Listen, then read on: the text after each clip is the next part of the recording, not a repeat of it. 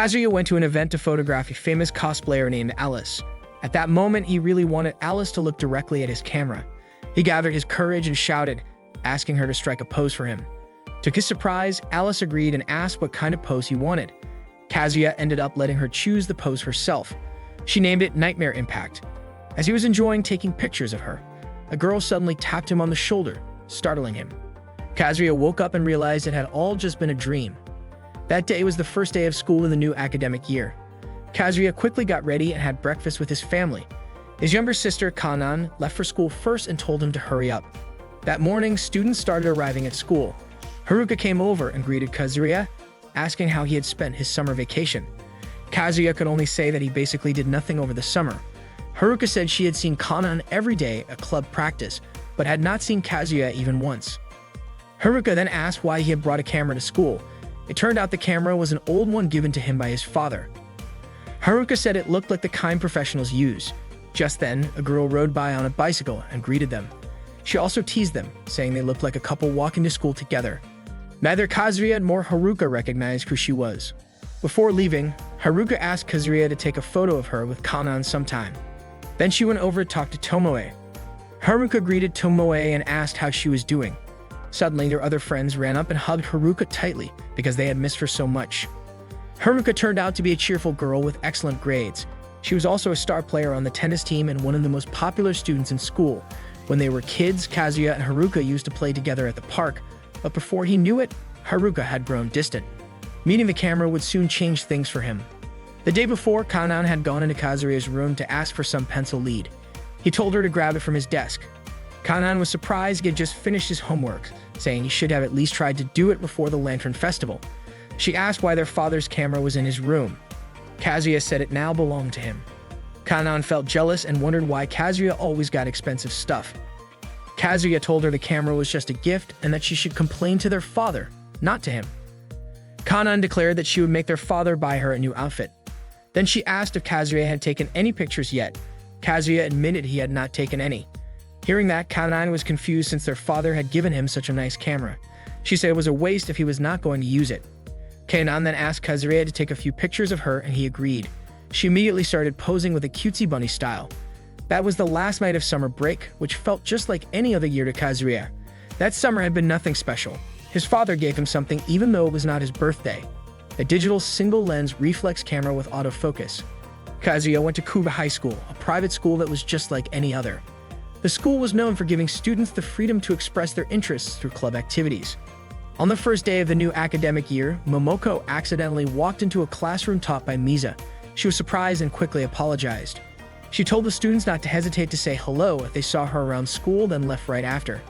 It turned out Momoko was the girl on the bike who had greeted Kazuya that morning, and she was a student teacher. It had been 40 days since Kazuya last went to school. Nothing had really changed and time moved on just like it always had. During break time, Kazuya was running and accidentally bumped into a few girls. If there was anything different about him, it was that he now saw everyone as potential photo subjects. Then he saw a girl dancing and quickly snapped a photo of her. She noticed and greeted him, saying her class had physical education after the break. Kazuya told her he was just walking around looking for something interesting to photograph and happened to see her dancing there. They started chatting, and the girl was surprised to learn that Kazuya was Kanan's older brother. It turned out that she was one of Kanan's friends. She introduced herself as Mei from Class 1B. Mei had no idea that Kanan had an older brother, and Kazuya also did not know that Kanan had a friend who was into athletics.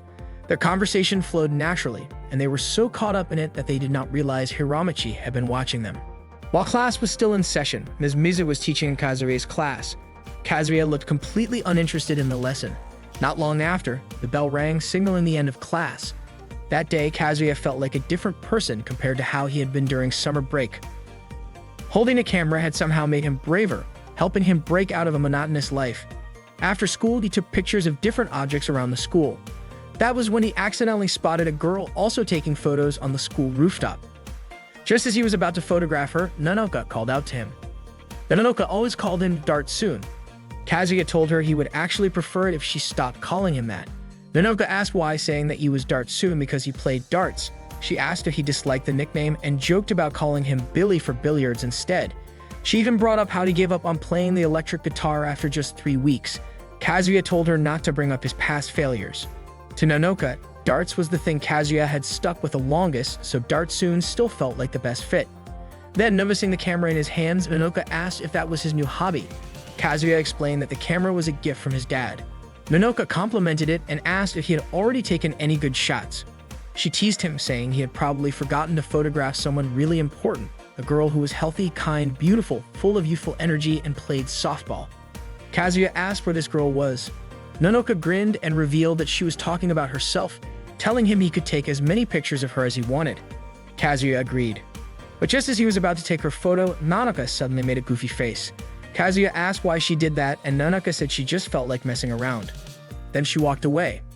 Out of nowhere, Hiramaki showed up and said Kazuya had done a great job connecting with her.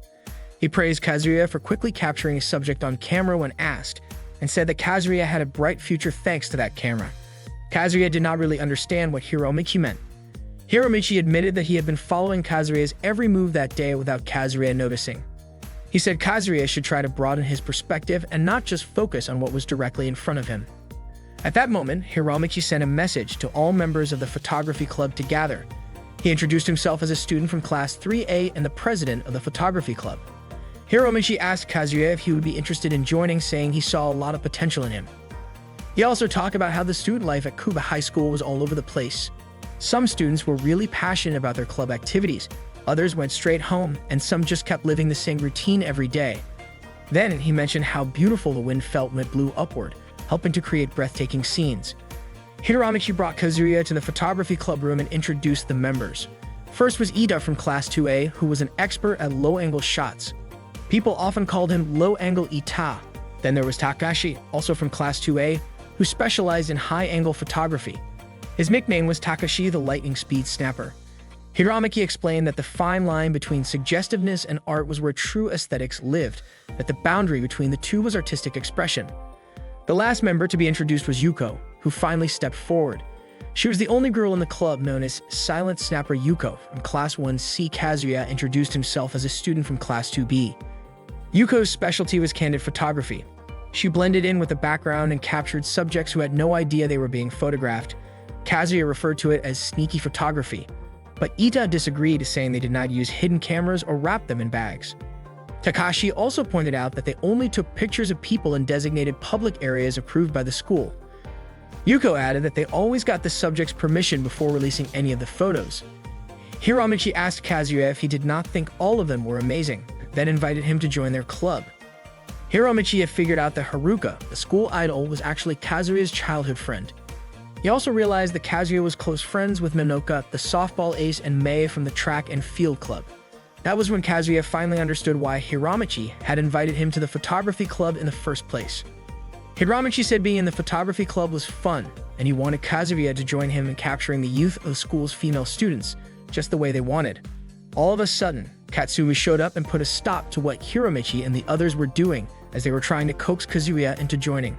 Katsumi was a third-year student from Class 3A and also the president of the photo club. Hiramaki got annoyed that Katsumi barged into their club without any warning. Kazuya asked if the photo club was different from the photography club. Katsumi made it clear that they were not the same. Then Ru came in and told them not to compare the photo club to Hiramachi's sketchy little club. Hiramachi accused them of eavesdropping, saying it was an invasion of privacy. Katsumi explained that she had talked to the student council president about forming the photo club after Hiramachi made it clear he did not want her in the photography club. That was why all the official school event photos were handled by the photo club. Kazuya said that meant the photo club was the official one. Hiramachi responded that photography should not be about being official or not, and he did not care what the student council president said. As far as he was concerned, the photography club was a proper, formally recognized group. Katsumi admitted that the photo club did not have enough members to be official, and since Ru had already joined the volleyball club, they still were not a recognized club. Ru said she was ready to quit volleyball at any time, but Katsumi stopped her.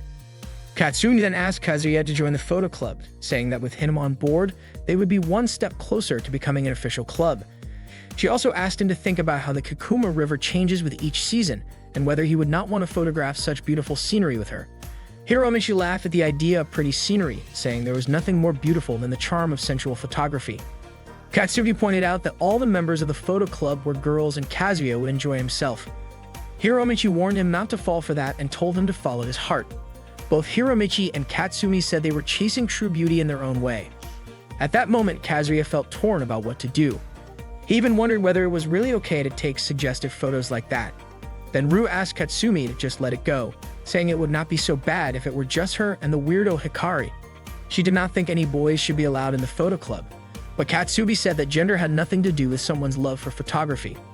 Hiromichi said Kazuya should use his common sense and then ask him which club he would choose.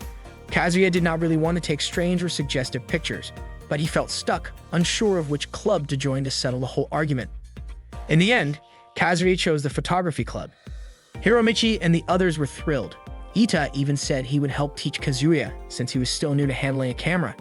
Takashi promised they would be good to his friends too. Katsumi said that Kazuya had fallen for Hiromichi's sweet talk. Still, she admitted that even though they were in different clubs, their love for photography was the same, and she told Kazuya not to hesitate to talk to her anytime. After that, Katsumi and Rue left. At that point, Kazuya felt like he had just joined a club full of crazy people. That evening, Kazuya ran into a girl. He asked if she was the one who had just been taking pictures of the sky from the rooftop. The girl said she was from the photo club. Kazuya guessed she was Hikari. Hikari looked surprised and asked how he knew her name, but Kazuya did not answer. Then she walked away. Kazuya headed to a classroom and saw Tomoe sitting at Haruka's desk. He wondered what Tomoe was doing there. She looked like she had been crying. Meanwhile, Haruka was out playing tennis on the court and Tomoe was watching her. Tomoe asked Kazuya if he could keep a secret. She wanted him to promise not to tell anyone that she had been crying at Haruka's desk. Kazuya asked her why. Tomoe replied by asking if he could still keep the secret if she told him the reason. Hiromichi welcomed Kazuya to the photography club. He explained that to him, photography should explore the edge of bold expression. Beauty, he believed, existed at the boundary of what was daring, and art should push that same boundary. For him, everything worth capturing needed to have that edge. Even if harsh light poured in and clouded the viewfinder, the right moment to take the shot would always come. The key, he said, was to observe, aim, and capture.